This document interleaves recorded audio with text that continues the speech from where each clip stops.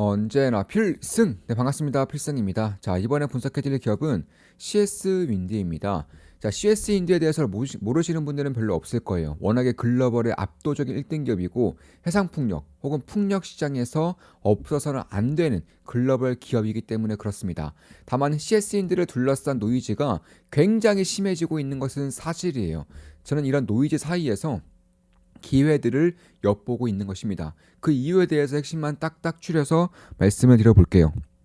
참고로 전 댓글에 이제 제 목소리가 좀 작게 나온다는 좀 말씀이 있어서 제가 마이크를 좀 바꿨습니다. 네, 마이크를 훨씬 좋은 걸로 바꿨고 좀 한번 테스트 해보면서 이것도 안 좋으면 다른 걸로 또 바꾸도록 노력을 해보겠습니다. 자, 다시 돌아와서 그런 CS인디에 대해서 제가 어떤 것들을 주목하고 있느냐, 저는 지금의 CS인디의 그런 흐름이 예전에 세경 하이테크와 비슷하다고 보고 있어요. 그러니까 실적이 좋아질 것은 자명하고요.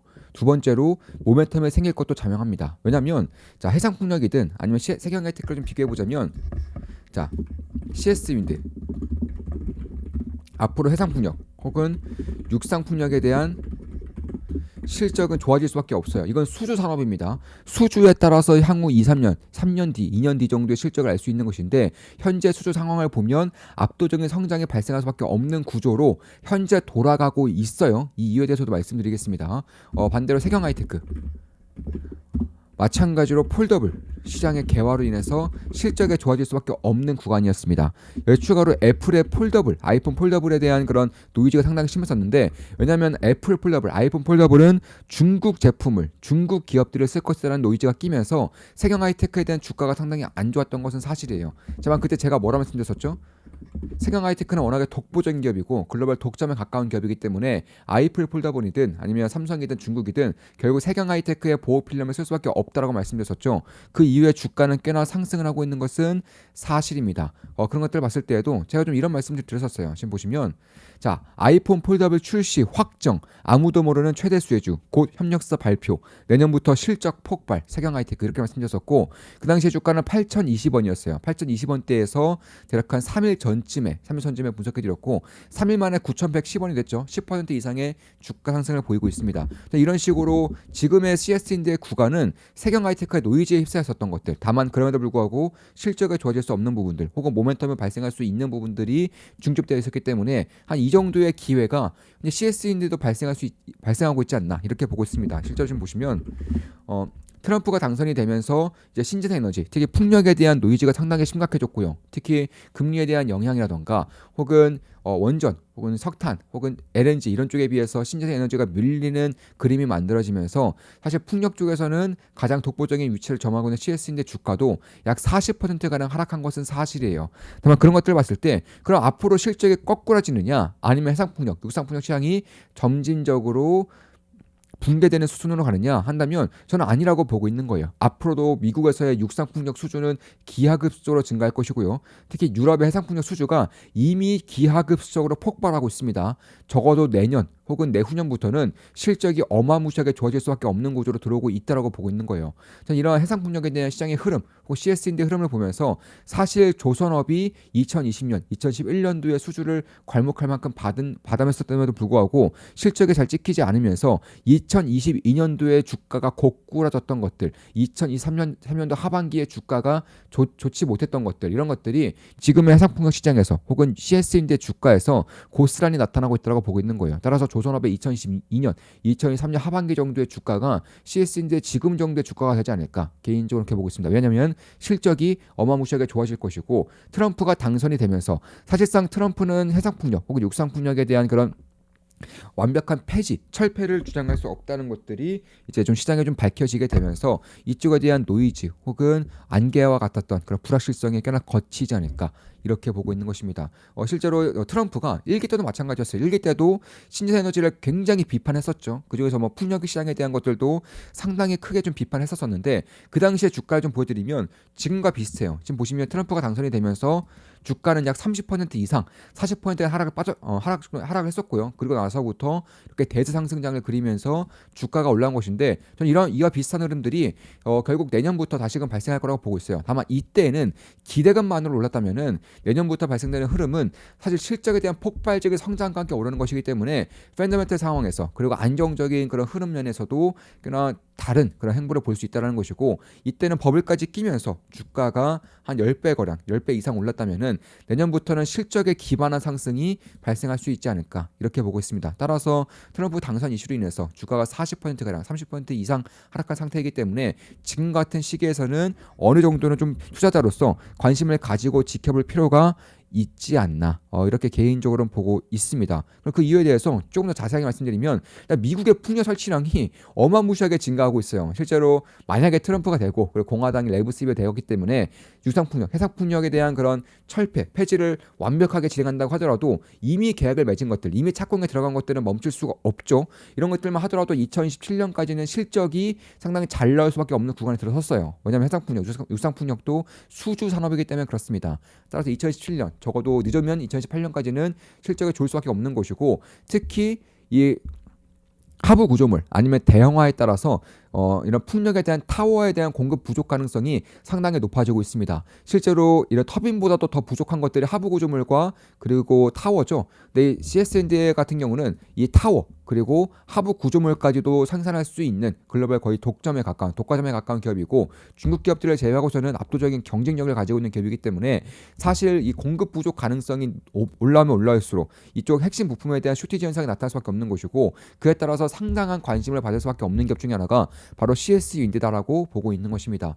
이게 전력 수요는 뭐 가면 갈수록 증가할 수밖에 없어요. 뿐만 아니라 육상풍력 같은 경우는 이미 석탄 발전보다도 단가가 낮아졌습니다. 미국에서 주로 하고자 하는 육상풍력 같은 경우는 이미 석탄 발전보다도 더 단가가 낮아졌어요.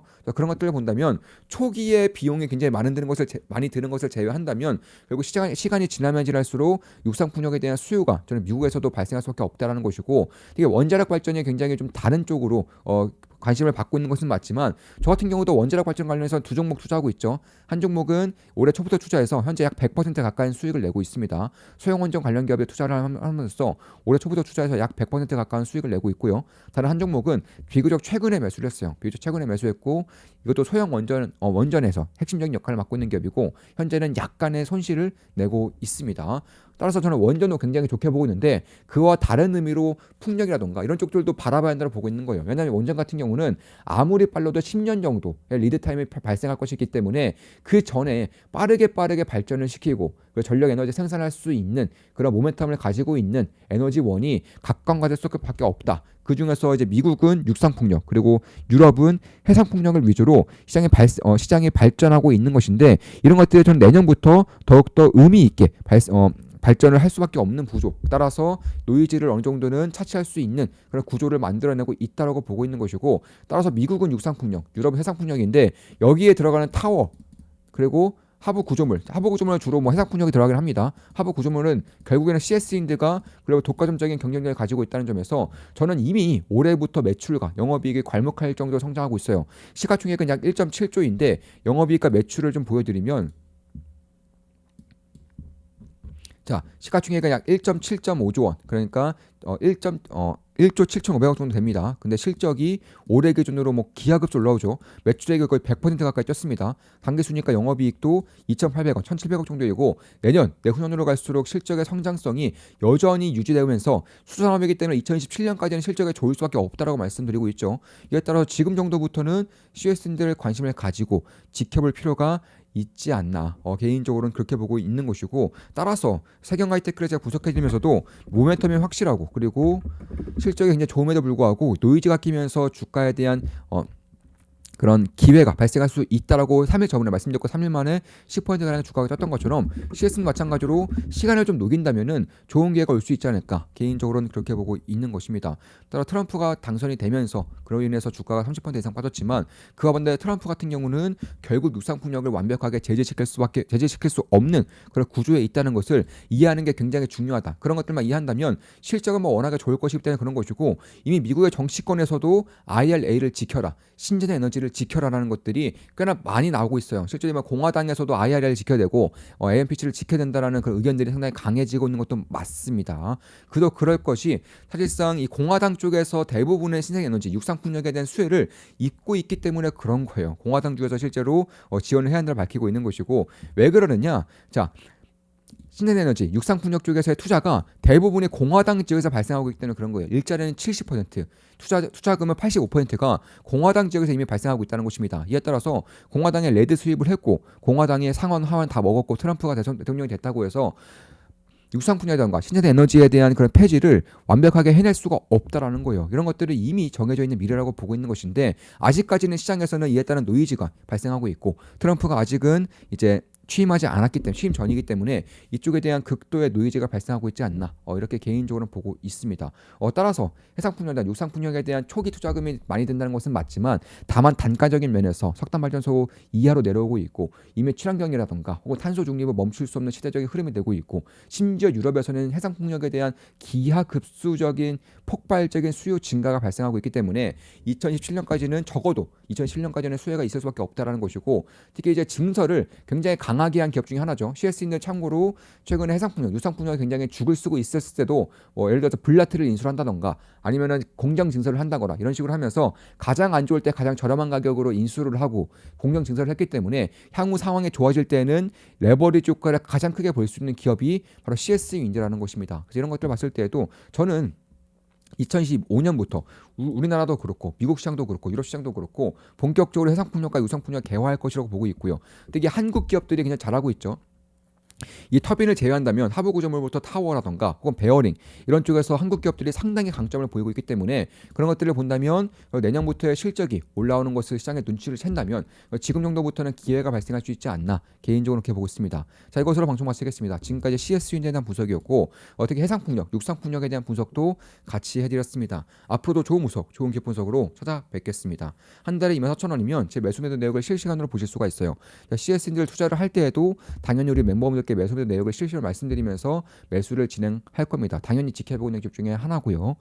필승 사단 멤버 8기 모집을 진행하고 있습니다. 선착순 한 명만 딱 모집하고 마감 지을 겁니다. 선착순 한 명만 딱 모집하고 마감 지을 거고 당분간은 필사단 멤버 모집은 없을 겁니다. 한 몇 개월 정도는 없을 거예요. 이것으로 방송 마치겠습니다. 필승 구독, 알림 설정, 좋아요는 여러분들께 돈이 됩니다. 필승!